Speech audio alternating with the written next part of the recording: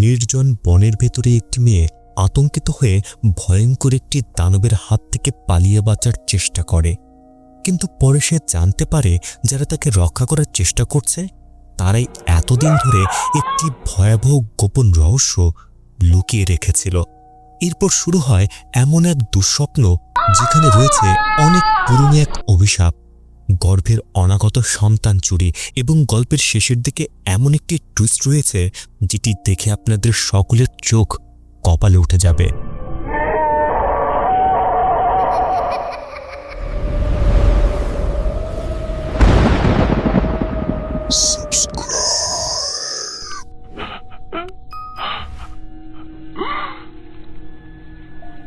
গল্পের শুরুতে আমরা দেখতে পাই একজন গর্ভবতী মহিলা বনের মধ্য দিয়ে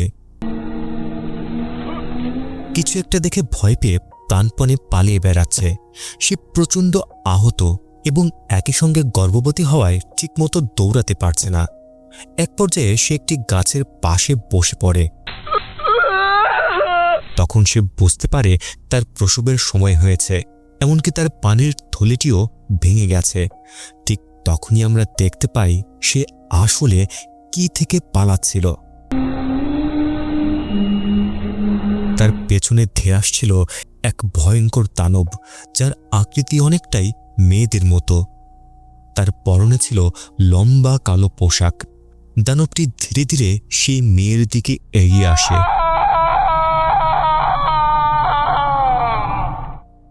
এরপর আমরা বায়ু নামের একজন চিত্রশিল্পীর সঙ্গে পরিচিত হই। সে তার দোকান বন্ধ করে বাড়ির উদ্দেশ্যে রওনা দেয়। তার বাড়ি বেশ দূরে হওয়ায় সেখানে পৌঁছাতে পৌঁছাতে অনেক রাত হয়ে যায়। বাড়িতে পৌঁছে বায়ু দেখতে পায় গল্পের শুরুতে আমরা যে মেয়েকে দেখেছিলাম সে বসে আছে মুরগির খোপের ভেতরে। সে খুবই ভয় পাচ্ছিল। তার কাপড়ে রক্ত দেখতে পেয়ে বায়ু ধীরে ধীরে তার কাছে এগিয়ে যায়, কিন্তু মেয়েটি এতটাই ভয় পেয়ে যায় যে সে বায়ুকে কাছে আসতে দেয় না। সেখানে একটি গুরুত্বপূর্ণ বিষয় হলো মেয়েটির পেটে আর সেই বাচ্চাটি নেই, অর্থাৎ এর মধ্যেই তার সন্তান জন্ম হয়ে গেছে। যেহেতু সে বায়ুকে কাছে আসতে দিচ্ছিল না, তাই বায়ু চুপচাপ কিছুটা দূরে বসে পড়ে। মেয়েটি কোনো কথা বলে না এবং আতঙ্কিত অবস্থায় বসে থাকে। বায়ু তার সামনে কিছু খাবার রেখে বাড়ির ভেতরে চলে যায়। যাওয়ার আগে সে মেয়েটিকে বলে সে যেন ভেতরে এসে একটু বিশ্রাম নেয়। এরপর বায়ু ঘরে গিয়ে পানি গরম করতে শুরু করে। এর কিছুক্ষণ পর মেয়েটি কয়েকটি মুরগির ডিম হাত নিয়ে দরজার কাছে এসে দাঁড়ায়। বায়ু শান্তভাবে তার হাত থেকে ডিমগুলো নিয়ে আবার মুরগির খোপে রেখে দেয়। এরপর সে গরম পানিটি বিছানার নিচে রেখে গোসল করতে যায়। মেয়েটি সেই গরম পানি দিয়ে নিজের শরীর পরিষ্কার করতে শুরু করে। গোসল শেষ করে বায়ু ফিরে এসে তাকে পরিষ্কার পোশাক পরতে সাহায্য করে। আমরা তখন দেখতে পাই বায়ুর পুরো বাড়ি তার নিজের আঁকা বিভিন্ন ছবিতে ভর্তি, তবে কিছু ছবিকে উল্টো করে রাখা হয়েছে যেন ছবির আঁকা দিকটা দেয়ালের দিকে থাকে। বায়ু খুব যত্ন করে মেয়েটির ক্ষতগুলো পরিষ্কার করে, ঔষধ লাগিয়ে দেয় এবং তার চিকিৎসা করে। এরপর মেঝেতে একটি মাদুর বিছিয়ে ঘুমোতে যায়। ঘুমানোর আগে সে মেয়েটির নাম জানতে চায়। তখন মেয়েটি জানায় তার নাম হুজন। এরপর দুজনেই ঘুমিয়ে পড়ে। হুজন ঘুমিয়ে পড়ার সঙ্গে সঙ্গেই আবার নিজেকে সেই একই বনের মধ্যে দেখতে পায়, সেই বন যেখানে সে আগে অদ্ভুত সব শব্দ শুনেছিল এবং যেখান থেকে গল্পের শুরুতে সে পালিয়ে আসছিল। সামনেই সে একটি ছোট বাড়ি দেখতে পায়। হুজন ধীরে ধীরে সেই বাড়ির দিকে এগিয়ে যায়। সে বাড়িটির কাছে পৌঁছাতেই সামনের দরজাটি নিজে থেকেই ধীরে ধীরে খুলে যায়। ভেতর থেকে অনবরত ভেসে আসছিল নবজাতক শিশুদের কান্নার শব্দ। শব্দটি এতটাই ভয়ঙ্কর ও অসহ্য হয়ে ওঠে যে হুজুনের কান পর্যন্ত ব্যথা করতে শুরু করে। এক পর্যায়ে সে হঠাৎ করেই ঘুম থেকে জেগে ওঠে। চোখ খুলে সে দেখতে পায় বায়ুর ঘরের মধ্যে যেসব ছবি আগে উল্টো করে রাখা ছিল সেগুলো এখন সোজা হয়ে গেছে। আর সবচেয়ে ভয়ঙ্কর ব্যাপার হলো হুজন দেখতে পায় প্রতিটি ছবিতেই আঁকা রয়েছে তার নিজের মুখ। এটা দেখা মাত্রই সে প্রচণ্ড ভয় পেতে থাকে। তার মনে হয় বায়ু একজন স্টকার যে গোপনে তাকে অনুসরণ করছিল, কেননা মাত্র কয়েক ঘন্টা আগেই তো তাদের প্রথম দেখা হয়েছে। এত অল্প সময়ের মধ্যে বায়ু কিভাবে তার এতগুলো ছবি আঁকতে পারে? এই সময় বায়ু এসে হুজনকে শান্ত করার চেষ্টা করে, কিন্তু হুজন হঠাৎ করেই ঘর থেকে দৌড়ে বেরিয়ে যায়। বায়ুও তাকে থামানোর জন্য পেছনে ছুটে যায়, কিন্তু হাতাহাতির এক পর্যায়ে হুজন মাটিতে পড়ে জ্ঞান হারায়। বায়ু তাকে কোলে তুলে আবার ঘরের ভেতরে নিয়ে আসে এবং বিছানায় শুইয়ে দেয়। হুজনের যখন জ্ঞান ফিরে আসে তখন বায়ু তাকে সবকিছু বোঝানোর চেষ্টা করে। বায়ু জানায় আসলে কি ঘটছে সেটি সেও বুঝতে পারছে না। গত কয়েকদিন ধরে কোনো এক অদ্ভুত কারণে সে হুজনের ছবি আঁকতে পারছে, অথচ সে আগে কখনোই হুজনের সঙ্গে দেখা করেনি, এমনকি তাকে কখনো দেখেওনি। তবুও বায়ু নিশ্চিত যে হুজন কোনো এক বিশেষ উদ্দেশ্য নিয়ে তার জীবনে এসেছে। আর সে শুধুমাত্র হুজনের ছবি আঁকেনি, আরও কয়েকজন মেয়ের ছবিও সে এঁকেছে। তবে হুজন বা ওই অন্য মেয়েদের সঙ্গে তার কি সম্পর্ক সে বিষয়ে বায়ুর কোনো ধারণাই নেই। সে শুধুমাত্র এইটুকু জানে ওই মেয়েদের সকলের সঙ্গেই কোনো না কোনো অদ্ভুত ঘটনা ঘটেছে। বায়ু সেই রহস্যের আসল তথ্য খুঁজে বের করতে চায়। সে হুজনকে প্রতিশ্রুতি দেয় তার কোনো ক্ষতি হতে দেবে না। এই কথাগুলো বলার কিছুক্ষণ পরে দুজনেই ঘুমিয়ে পড়ে। পরের দিন সকালে তারা একসঙ্গে বায়ুর দোকানে যায়। বায়ু তার আঁকা ছবিগুলো যেখানে সংরক্ষণ করে রেখেছিল সেই বাক্সটি খুলে দেখে, কিন্তু সেখানে হুজনের যেসব ছবি আগে রেখেছিল সেগুলো যেন অদ্ভুতভাবে পরিবর্তন হয়ে গেছে। হুজন তখন বায়ুকে জানায় সে তাকে বিশ্বাস করে। এই মুহূর্তে বায়ু বুঝতে পারে কোনো এক অজানা শক্তি সম্ভবত ইচ্ছা করে তাকে হুজনের সঙ্গে দেখা করিয়েছে। তাই সে হুজনকে বাড়িতে অপেক্ষা করতে বলে এবং আওয়ান নামের এক শামানের কাছে যাওয়ার সিদ্ধান্ত নেয়। এরপর আমরা আওয়ানকে দেখতে পাই।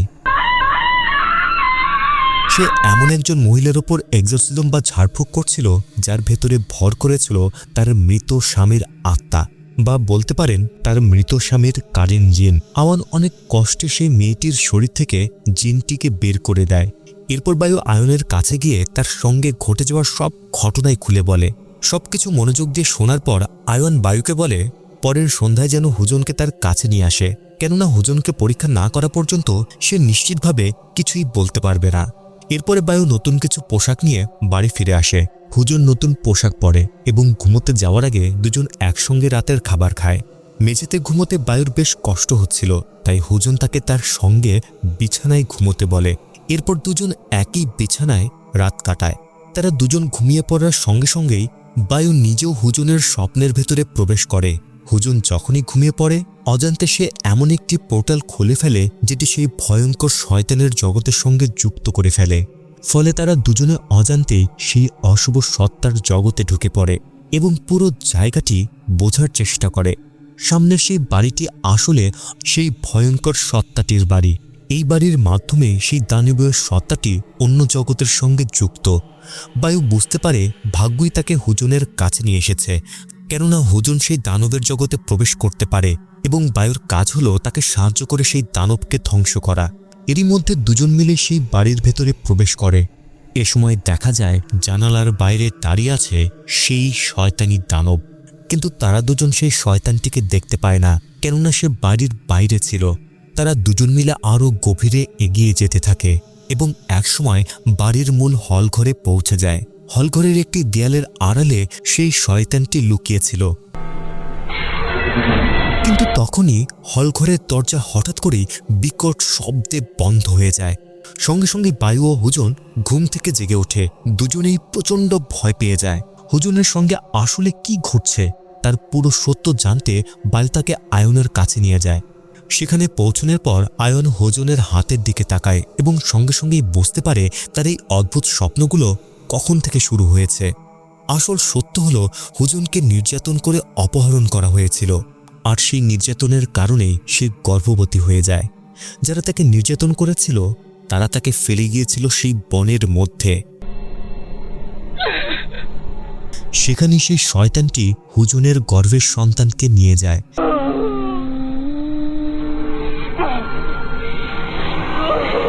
এই কারণে হুজনের সঙ্গে আমরা তার সন্তানকে দেখতে পাচ্ছিলাম না।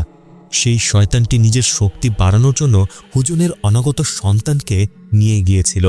এরপর আমরা জানতে পারি এসব ঘটনা ঘটার সময় হুজন আসলে জ্ঞান হারিয়ে ফেলেছিল। জ্ঞান ফিরে পাওয়ার পর আয়ন তাকে সব কিছু খুলে বলে।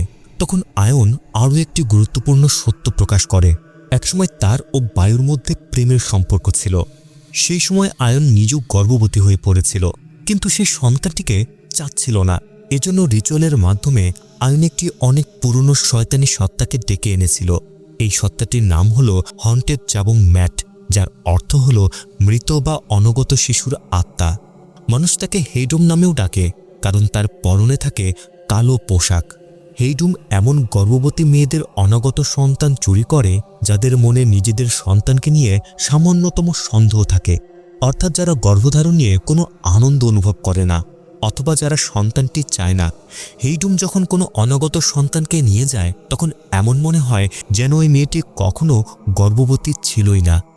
হুজুনের ক্ষেত্রেও ঠিক একই ঘটনা ঘটেছিল। সেই রাতের পর থেকে হুজুনের কোনো ধারণাই ছিল না তার সন্তানের কি হয়েছিল। এবার আয়ন তাকে সত্যিটা জানায়, সেই একই শয়তান তার সন্তানকেও নিয়ে গিয়েছিল।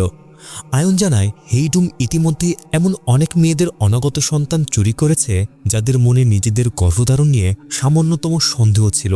কেউ যদি হেইডুমকে থামাতে না পারে তাহলে সে ভবিষ্যতে আরও কত যে অনাগত সন্তান চুরি করবে তার কোনো হিসাব নেই। আয়ন তাকে মাত্র একবার ডেকেছিল, কিন্তু এরপর সেই শয়তানটি তার নিজের জগতে ফিরে যায়নি, বরং সে অনাগত সন্তান চুরি করতেই থাকে এবং সেই শিশুদের জীবন্ত খেয়ে ফেলে। এগুলো শুনে বায়ু হুজনকে বলে সে জীবনে অনেক কষ্ট সহ্য করেছে, আর সম্ভবত এই কারণে ঈশ্বর তাকে হেইডুমকে থামানোর ক্ষমতা দিয়েছে। কেননা হুজনের এমন একটি বিশেষ ক্ষমতা রয়েছে যার মাধ্যমে সে হেইডুমের জগতে প্রবেশ করতে পারে। সবাই এই জগতে প্রবেশ করতে পারে না, আর হেইডুমকে ধ্বংস করার একমাত্র উপায় হলো তার নিজের জগতের ভেতরেই তাকে ধ্বংস করা। বাস্তব জগতে তাকে হত্যা করা অসম্ভব। হুজন জানতে চায় হেইডুমকে ধ্বংস করার পর সে কি তার সন্তানকে ফিরে পাবে। বায়ু তাকে জানায় এর কিছুটা আশা রয়েছে, কিন্তু হুজন একা সেই শয়তানের সঙ্গে লড়াই করতে পারবে না। তাই বায়ু সিদ্ধান্ত নেয় সেও হুজনের সঙ্গে হেইডুমের জগতে প্রবেশ করবে। ঠিক তখনই আয়ন একটি বিশেষ রিচুয়ালে প্রস্তুতি নিতে শুরু করে। বাইরে বায়ু ও হুজন কিছুক্ষণ একসঙ্গে কথা বলে। কথোপকথনের সময় বায়ু জানতে পারে হুজনের মনে সন্দেহ ছিল সে আদৌ তার সন্তানকে ঠিকভাবে বড় করতে পারবে কিনা।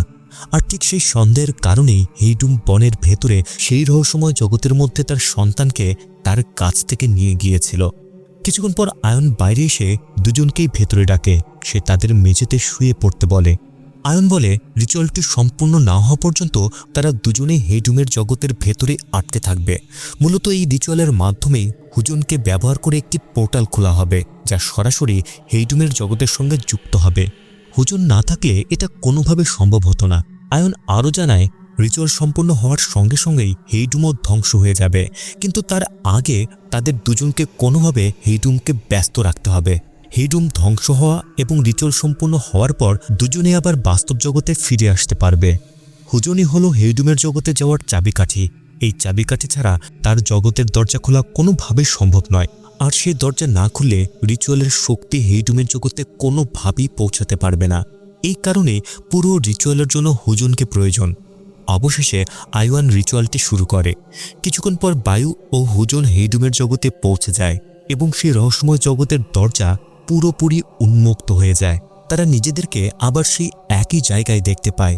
হেইডুমের বাড়ির ভেতরে সে হুজনকে সঙ্গে নিয়ে ধীরে ধীরে সামনের দিকে এগিয়ে যাচ্ছে। হঠাৎ তারা কাছাকাছি কোথাও কারোর গুনগুন করার শব্দ শুনতে পায়। শব্দটি অনুসরণ করে তারা ধীরে ধীরে অন্য একটি ঘরের দিকে এগিয়ে যায়। হঠাৎ কেউ বায়ের হাত থেকে ছিনিয়ে নিয়ে সেটি বন্ধ করে দেয়। চতুর্দিকে নেমে আসে ভয়ঙ্কর অন্ধকার। অন্ধকার ঘরের ভেতরে বায়ু ও হুজন দেখতে পায় একটি দোলনা বা শিশুর খাট অনাগত শিশুদের দিয়ে ভরা। অন্যদিকে ঘরের এক কোণায় চুপচাপ বসে আছে সেই ভয়ঙ্কর শয়তান। হেইডুমকে দেখা মাত্রই বায়ু তার দিকে ছুটে গিয়ে আক্রমণ করে, কিন্তু হেইডুম মুহূর্তের মধ্যেই অদৃশ্য হয়ে যায়। এটা তো তার নিজের জগৎ, আর সে একজন অলৌকিক সত্তা, তাই তাকে পরাজিত করা মোটেও সহজ নয়। আর একটু আগে আমি হুজনকে এই জগতে আসার চাবিকাঠি বলেছিলাম। এর পেছনে আরও একটি বিশাল টুইস্ট রয়েছে যা খুব শীঘ্রই প্রকাশ পেতে যাচ্ছে। হঠাৎ করে হেইডুম পেছন থেকে বায়ুর উপরে আক্রমণ করলে দুজনেই ভয় পেয়ে যায়। হুজন সঙ্গে সঙ্গে বায়ুকে বাঁচানোর জন্য হেইডুমের বিরুদ্ধে লড়াই শুরু করে, কিন্তু হেইডুম আবারও অদৃশ্য হয়ে যায়। তবে ততক্ষণে হেডুম বায়ুকে মারাত্মকভাবে আঘাত করে ফেলেছে। তাই হুজন বায়ুকে নিয়ে বাড়ির বাইরে বেরিয়ে আসে এবং দুজনে মিলে বনের ভেতরে দৌড়াতে থাকে। ভয়ঙ্কর সত্তাটিও তাদের পিছু নিতে থাকে।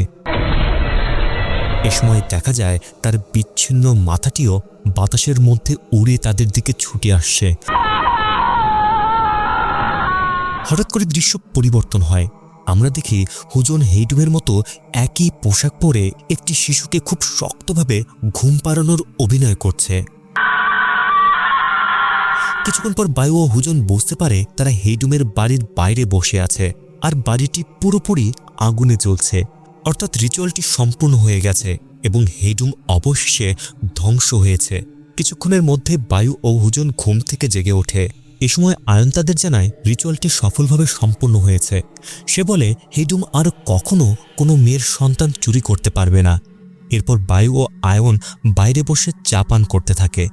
একই সময়ে দেখা যায় আয়ন বায়ুর দিকে অদ্ভুতভাবে তাকাচ্ছে। এ সময় হঠাৎ একটি ভয়ঙ্কর দৃশ্য দেখা যায়। হুজন নিজেই নিজের সন্তানকে খেয়ে ফেলছে। কিছুক্ষণ পর হুজন জ্ঞান ফিরে পেয়ে চোখ খোলে।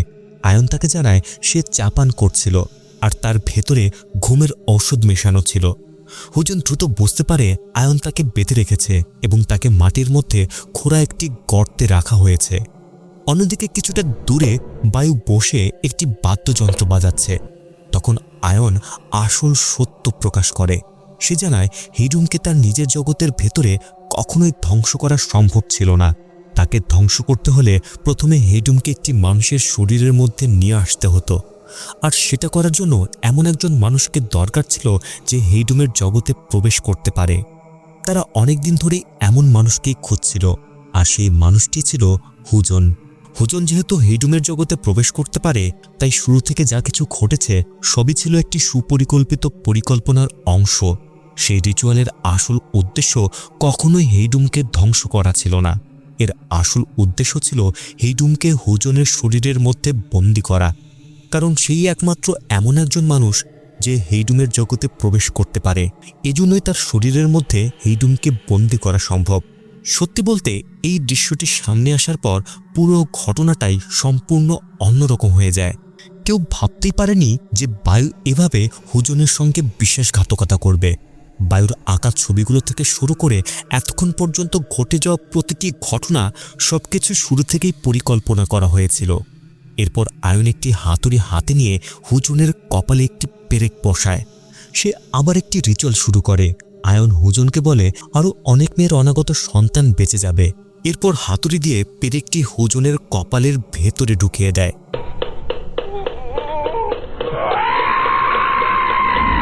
এতেই হুজন মারা যায়। ঠিক একই সময়ে সেই শয়তানটিও ধ্বংস হয়ে যায়। একবার হুজনের ভাগ্যের দিকে তাকান। প্রথমে তাকে শারীরিক নির্যাতনের শিকার হতে হয়েছিল। এরপর তার অনাগত সন্তানকে তার কাছ থেকে কেড়ে নেওয়া হয়েছে। আর এত কিছুর পরও বায়ু ও আয়ন সেই একই হুজনকে ব্যবহার করছিল তার জীবন শেষ করে দেয়া অশুভ সত্তাটিকে ধ্বংস করার জন্য। শেষ পর্যন্ত এই অসহায় মেয়েটি সবকিছু হারিয়ে ফেলেছিল। এই ঘটনার অনেক দিন পর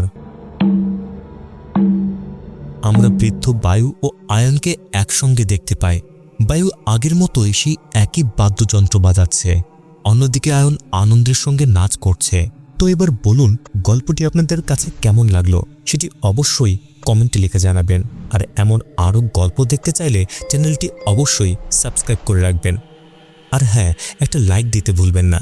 দেখা হবে পরের ভিডিওতে।